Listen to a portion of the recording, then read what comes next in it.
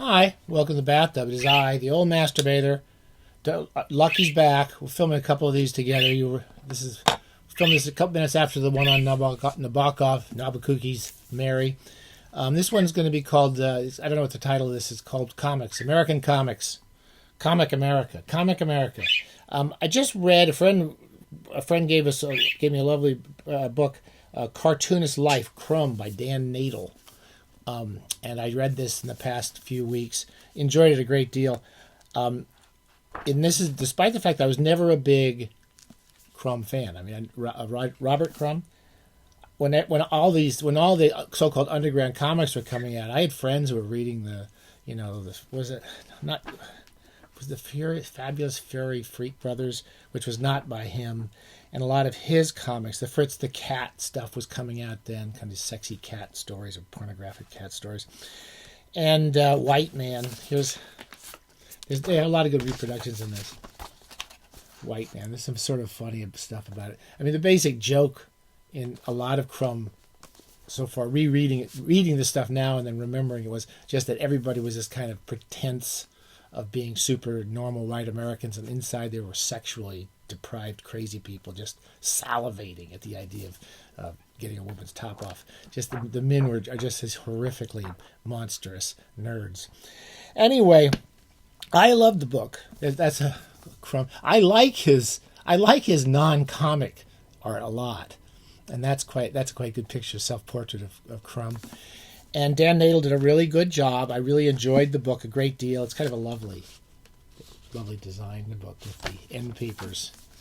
They're using Crumb's art. I like his little still lifes are kind of cool. And what was so enjoyable was just about this it's a middle American kid, came from a horrible kind of not horrible, a pretty unhappy family, an unhappy childhood. I don't think he had a bad childhood in a way. His father's a military character, and they were moving a lot, and his mother seems to have been a pretty unhappy and fairly alcoholic woman, and he had a couple brothers and sisters who were all kind of just, they got their kicks out of making their own comic books. I guess he and all his brothers and sisters used to make comic books as little kids. When you're a little kid, you start producing things and making things and writing books, and it has all that beautiful energy of young people. And he talks about how Crumb is kind of the best of the family. He comes out of it and becomes a very disciplined artist. It brings him out of his kind of dull middle American blues, and he travels around and goes to San Francisco and New York and gets involved, and very inspired by two or three things we've talked about here at the Bathtub. One, Mad Magazine had huge influence on a lot of these artists, and it's still, I prefer, about my personal feelings, I prefer Mad Magazine to Robert Crumb's underground comics. And then the other thing that was big influences on him is our friend Carl Barks. It's amazing how many artists, and particularly comic artists, because you look at them now and they seem almost mundane in a way when you read some of these stories in retrospect, but I remember them as a kid. They just had some sort of a flair, an imaginative flair, and a narrative flair. And so after I finished the Crumb book, I didn't really run off and read some Crumb. I liked his work on American Splendor.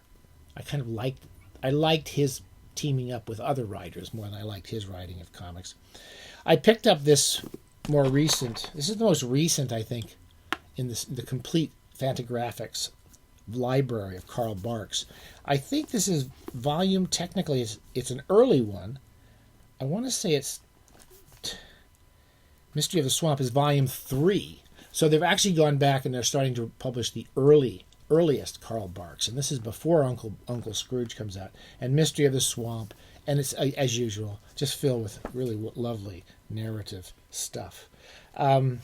I'm not going to talk too much more about it, except just, almost everything. You look at his clean, beautiful lines and narrative boxes. The other book, I didn't get back to reading this, but who Crumb reminds me the most of, and I'm speaking as a total non-authority on Crumb, so listen to everybody else as far as you want authorized. This is just my personal interests, is the kind of great George Herman, the Crazy Cat books, which we haven't talked much about, and I haven't read them really industriously or devotedly.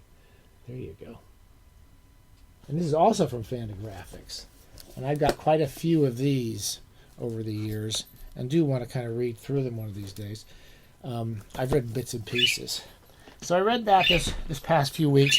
And finally, to put this fairly disorganized talk, Dodo, that's enough. You want to go outside, Lucky? You can go. I finally finished, quote unquote, the Flash Gordon Jungle Gym books. We talked about these. I think we started reading these in the bathtub. I can't actually get this into the bathtub, so I'm lying. It's metaphoric bathtub. I finally got to the third of. I got 4 volumes, the complete work. And what's cool about these volumes, and this certain edition, is that Alex Raymond did 2 comics at the same time: Jungle Jim and Flash Gordon. And Jungle Jim was the top story, and then below it was the Flash Gordon stuff. And they're beautifully done. Beautifully done. The politics and the cultural narrative are pretty dated about the big white Bwana going to these countries, and all the natives are treating him like they're his daddy. Anyway, there's some beautiful work in it. Almost every page is beautiful work. At the same time, I found the stories, I got a little tired of the stories. Let me see if I can show you. There's so many good stuff. The stories are all pretty much the same. There's both Jungle Jim and Flash Gordon have girlfriends who are always getting in trouble. And then the girlfriend never gets in enough trouble, so they get another girl who falls in love with Flash. So there's always like 2 or 3 women he has to save from the monsters and the evil plantation owners and so forth. Anyway, these are just incredible. The color. This is when he goes into. I think he's going into. Is it Princess? What is his name? Ming the Merciless. Is that the guy's name? The evil Asian-looking alien. Anyway, they're going into some sort of factory. I can't remember what's happening. Anyway, and then I found also about halfway through the 3rd volume, the war is starting to come along, and so how do you put this? The Flash Gordon stories come back to America in the 1930s. I forget how he comes back from outer space. But he comes back from outer space and helps fight the Germans. And it kind of lost a little bit of narrative interest for me. Anyway, I've finished these. The last volume, I'll be totally honest, I sort of just browsed through, looked at the pictures. And we're talking about, we have new elimination around here at the bathtub. I got 4 of these, and I'm going to sell them. I got to get rid of these. I got to make some room in my house. And especially if we move. So the elimination round of this episode is we're going to get rid of these. These are lovely books. And if I was 20 again and thought I might spend part of my life studying comic books, which I probably would do, I would keep those. But I'm not going to. So anyway, the one I will keep those, I'm keeping Mystery of the Swamp. Keeping the Crumb biography, really good read, really enjoyable. I mean, it's always fascinating to me how somebody can come from almost nothing and just find something they love and they enjoy doing, and the fact that people recognized how talented the guy was. Okay, stay safe. Comic America. It can't get any more comic than this, can it? Stay safe.